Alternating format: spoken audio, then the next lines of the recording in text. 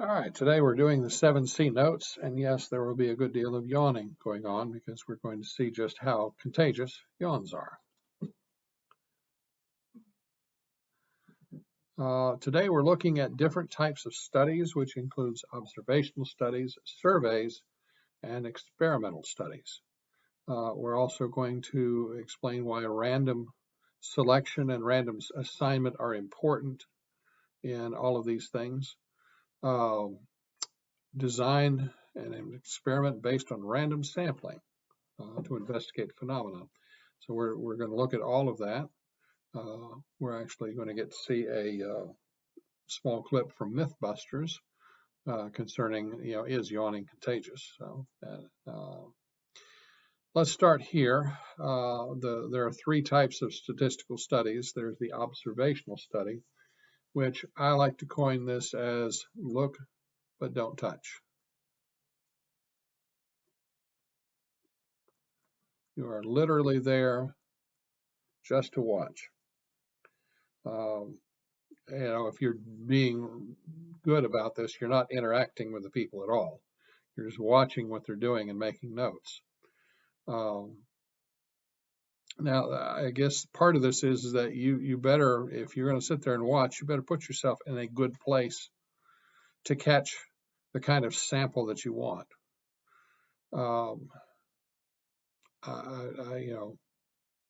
just have visions of, if you're wanting to, randomly sample what kind of music people are listening to, then you probably won't want to sit in the library, some people are going to have earbuds, but you can't tell what they're listening to. So, if you're going to do this, you have to select the sample that kind of makes sense and, makes, the members of the sample as random as possible. But above all, you cannot influence what's going on with them. Now, there's the survey, which is actually a type of observational study. You're still not trying to influence them. You're just asking them a few questions, and you're gauging their response. But ultimately, their response constitutes an opinion, which is not the same as fact. There are some people that will, like if you're doing a survey on everybody's favorite ice cream on Enloe campus, you're still asking opinion. You can run statistics with that. But again, it's based off of opinion, and ultimately you need to bear that in mind. There are some things that an observational study and a survey cannot do, and we'll talk about those in just a minute. Now, then the third one is the experimental study, and this kind of gets back to your basic scientific method. Scientific method says that I'm going to have two groups, and I'm going to have one group that is my control group that I just am watching what they do with no treatment, and then there's this other group over here that gets the new treatment. And I'm watching to see what they do, and I'm watching the control group, and I'm watching for what's the difference between the two. If I'm testing out a new fertilizer on these crops and those crops, these crops over here got no fertilizer, those crops over there got the new stuff. Is there a difference between the way the crops grew? That is your classic scientific method. Now, I will make the observation that you hear the term peer-reviewed sometimes when somebody does a study. And the idea is, and this is part of the scientific method, is that, if I have done an experiment and I have made notes on every single variable that I could control, and then, publish this in a paper, then other people that have read what I did with my experiment should be able to recreate the same thing and ideally have the same results. Now, if that happens, then you realize that you're dealing with, more truth and fact than you are conjecture. Now, if I do something and I get this certain results and I publish my paper, and then other people, try to reconstruct my experiment and they come up with different results, then they are effectively disproving what my conclusions were. So, there is that element of doing an experiment. But at some point, you are looking at hopefully one variable. You try and cover too many variables, and next thing you know, you don't know which one caused what. So usually when you are experimenting, you are limiting yourself to changing one variable. See, now you do try to avoid bias in observational studies and surveys by just selecting subjects randomly. Again, it is a good idea to choose a place to observe that has, the sample that you want, but at the same time, you want kind of a random gathering.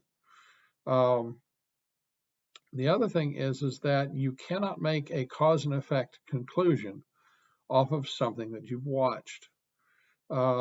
Just because you are seeing the effects happening does not mean that you're seeing the cause. It may be something completely different. Somebody may be sitting in a mall on a Monday and looking around the mall, wanting to do some observational studies of shoppers, and they're just not getting many people in the mall. And they may make the conclusion, oh, well, this must not be a popular mall because there aren't that many people here on a Monday. And it just so happens that the Monday is Memorial Day and everybody is at the beach. So, the effect that you are seeing may not be caused by what you think.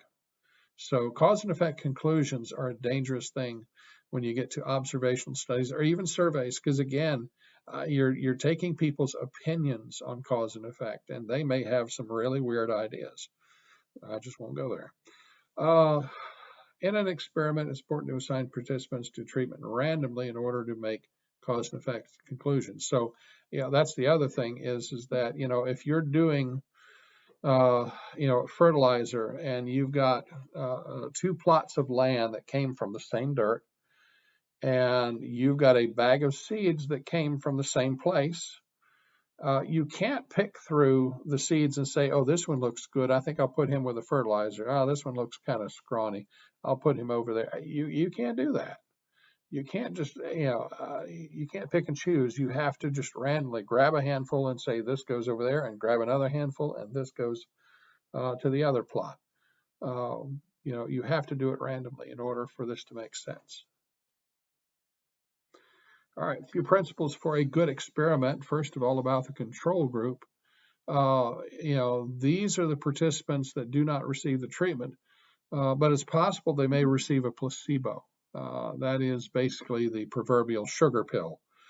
If somebody is testing a new pill for diabetes, then the group that's actually getting the treatment will get the drug, and the group that's not getting the treatment will get a sugar pill, which I guess maybe for diabetes is not the best thing in the world.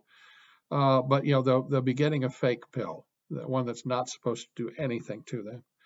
And they're looking for the response at the end of the study. Now, understand that it is their control group that is establishing a baseline. This is if people are not getting this new drug, this is the way people should be without the drug. And then I go over to this other group and I say, now this is the group that's getting the drug, and I'm noticing a difference between these two. And that's where your study starts. The word baseline to me makes me think of lie detector test. Where they stick wires all over you and they're measuring your brain waves and your liver waves and all that kind of stuff. And they start off with seemingly innocuous questions like, state your name, state your birthday, where do you work, where were you born, those kind of general questions that you can answer without really thinking. And they watch what the wires do. They watch, what kind of a response you get when you are telling the truth. So that when you start to get, a little nervous about something that you're going to lie about, they can tell the difference based on the meters, on the little squiggly lines that suddenly jump when they ask, did you murder this person? Then they're saying, oh, this person is lying. So baseline is the idea that, I'm establishing a consistent response to this thing without stimulus. And I'm using that as a basis of judgment that, when I see this happening over here with the stimulus, and I look back at my baseline and I realize, this is different, this is significant. Um, so that's, you'll occasionally hear the word baseline pop up. Now, randomization, you have to do random assignments to both the treatment and the control groups. And this helps to equalize groups with respect to confounding variables. Now, I would describe a confounding variable this way. This is a variable that you weren't necessarily anticipating, but may come back to change the outcome anyway. If you were doing a diabetes pill study, and, usually in order to do a medical study like that, they'll do a complete medical workup on each person just to make sure that, they've got a baseline to work with. They know what the vitals are supposed to be, the heart rate and the pulse and that sort of thing. They've got a baseline for that. So what if they're creating all of this and they dig a little deeper and then they suddenly find out, they run a scan and they say, hey, wait a minute, this person has cancer. It's not something that they knew to look for. It's not something that their doctor caught, but the medical people of the study caught it. And so, now you've got to figure out, is this cancer going to affect the effect of the drug? There's diabetes drug. For one thing, depending on the level of cancer, they're going to want to get treatment of it, which that treatment could interfere with the response of the diabetes drug. And so, they may or may not want to include that person in the diabetes study at that point. But sometimes they get too far in and they discover things like this and they realize that, well, we're just going to have to keep going. Even though we're afraid that this variable may actually affect the outcome, but we're going to wait and see. So, understand that confounding variables occasionally will pop up like that. You just have to figure out whether this changes everything or not. Double blinding is an idea, and why they call it double blinding is that neither the subjects know whether they're getting the diabetes pill or the sugar pill, and the researchers don't know. Now, before you start asking, how does that work? Understand that there is somebody at the top that knows. They know who gets the sugar pills and who gets the real thing. But they package it in such a way that the people that are doing the grunt work, the researchers that are down handing out the pills, taking the vitals, drawing blood, that sort of thing, they don't know which one is which. They don't know which people are getting the real pill and which ones are getting the placebo. And that there's value in that, because if a researcher was working with somebody, and taking their vitals and giving them their next pill and stuff like that, and if they knew that this person was getting a placebo, it is possible that they may do something that inadvertently gives it away, and that just kind of ruins the whole study. You want them to not know whether they are getting the real pill or the placebo.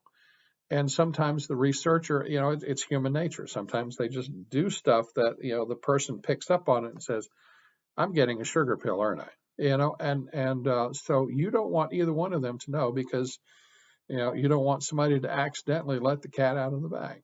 So that's the purpose of double blinding the research like that. And it helps prevent bias by either participants or evaluators. Somebody that, suddenly, and even if they're wrong and they still suspect I'm getting the sugar pill, well, that's going to affect the outcome somehow. One thing that I haven't talked about yet in this video is the idea of what they call psychosomatic response. basically that, some people are taking the sugar pill and they still get better, because their mind wills it. There are aspects of that sort of mental control over your own physical body that, we're just beginning to touch on. There's a lot that we don't know, but it's enough to say that it's happening in some cases, and we don't know what we don't know. So, um, they try and figure out, now this person had a sugar pill and they still got better. We need to figure out why. Um, but if somebody is already clued in on they're either good or bad with, they're either getting the good pill or the sugar pill. You don't want them to know. You don't want them to know. All right. Um, and what I've been describing there is what's labeled here as the placebo effect, where they're getting the placebo, but they still get better. And so sometimes that's worth a study by itself. How did that happen? But anyway, all right. At this point, I want you to, in the notes, in the worksheet, there is a link for you to go and watch the Mythbusters video. I'm not able to include it inside of this video just because of technical issues, but I want you to pause here and go watch the video and then come back and let's talk about it.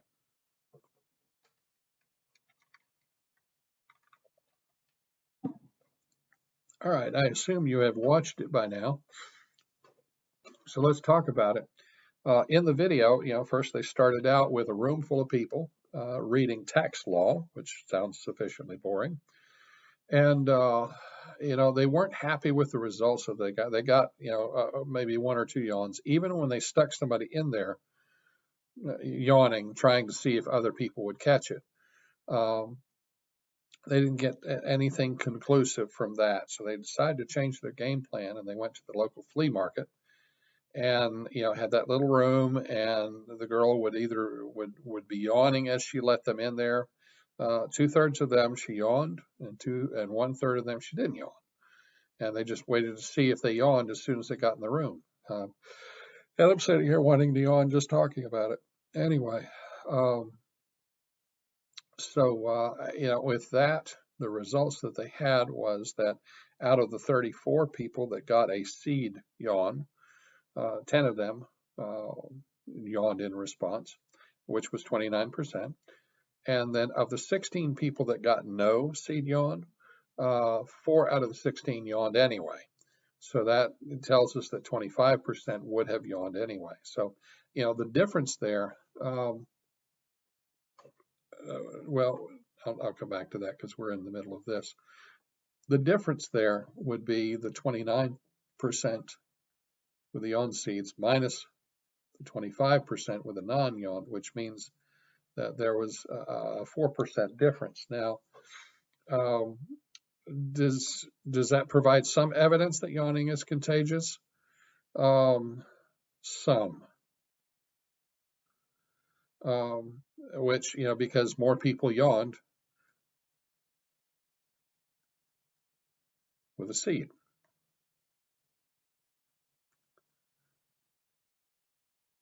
But then we get, and of course with Adam was happy with that. He says, I feel it's confirmed. And then he sat there and yawned. I'm not sure that 4% is enough of a difference to declare it as, definitely confirmed. We're going to, later in this course, we're going to talk about something called a margin of error, where, like they'll do polls back during the elections. One candidate was, shown with a 3-point margin over the other candidate, and that's with a plus or minus 4% margin of error. Well, if the margin of error was bigger than the lead, then what they're really saying is we don't know. It's too close to call. So I'm kind of there. A lot of your margins of error are like 2, 3, or 4%. So I'm wondering if this was just a margin of error. Do I agree? And I would say not yet. My response would be is that more research is needed. They only got 50 people. What if they went out and got 100? Maybe we would get some more conclusive results with 100 people. And sometimes that's the answer, is that, if you're not getting the response you want, maybe you grabbed the wrong sample. And maybe you need to go out and grab another sample. And like I said, it probably has something to do with the time of day. If they're grabbing people at 7 o'clock in the morning, maybe they'll get more yawns. If they did it in the midday, and that would be something that would be worth tracking, is what time of day did they do it, and how did the numbers change? So anyway, I'm gonna back up here.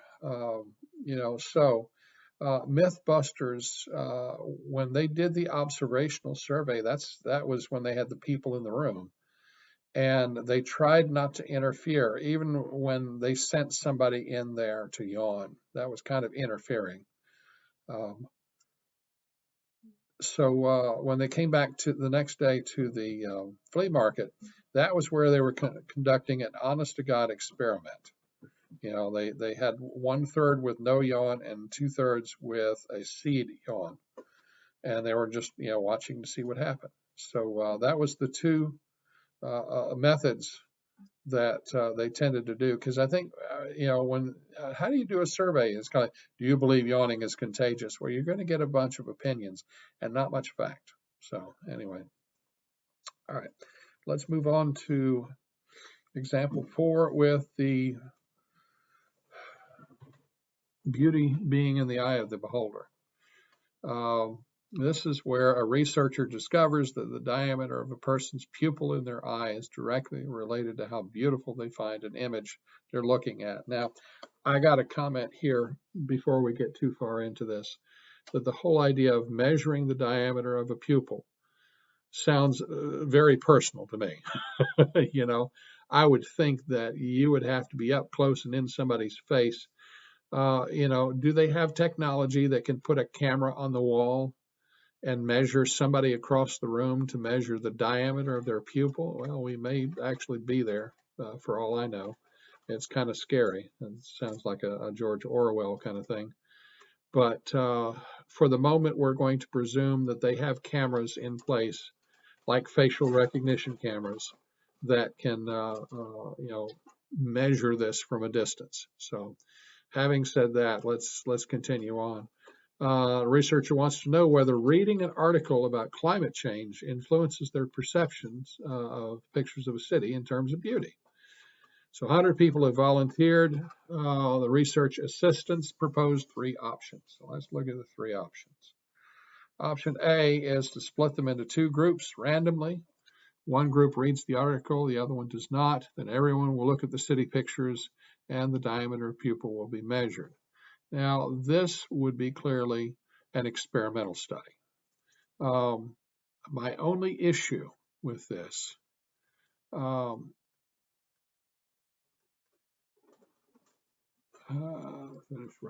only issue with this has to do with the idea that different people are going to have a different diameter of their pupil, just by the nature of the human race.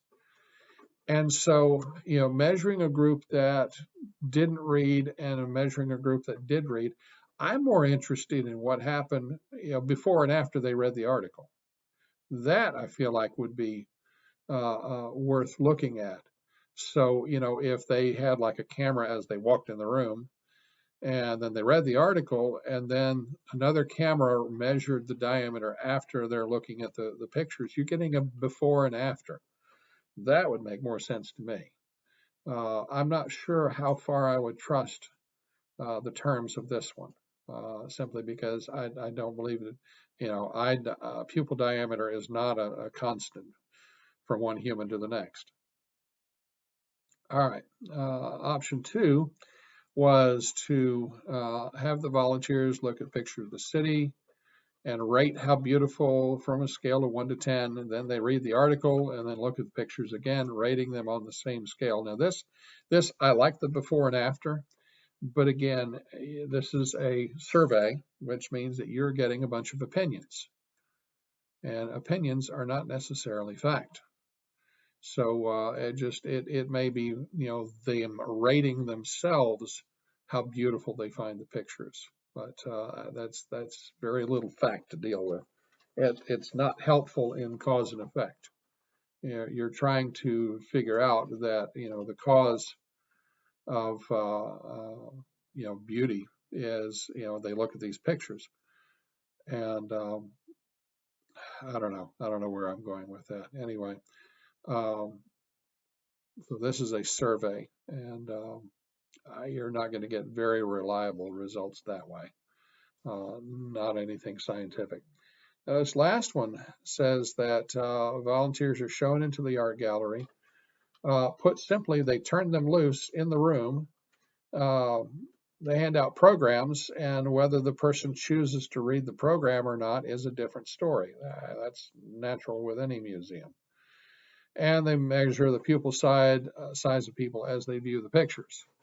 Uh, I think there's an element of before and after there, and there's certainly an element of randomness, but it's very much a look and don't touch kind of thing. This sounds very observational to me.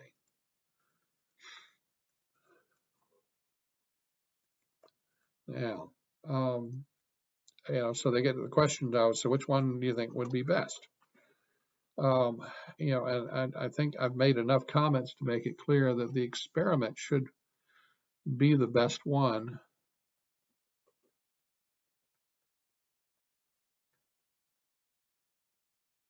But there should be some before and after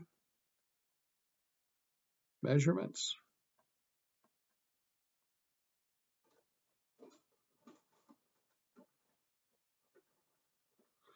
And, there should be a sense of randomness about the gathering. Well, they've got 100 volunteers, so, that in of itself um, sometimes, what's the word I'm looking for, foils the idea of randomness. And we'll talk about that when we get into the section on bias next week. But anyway, that's I think the experimental study would be best, but I think it would be improved if they did measurements before and after reading the article. So, and I believe that is it for the notes.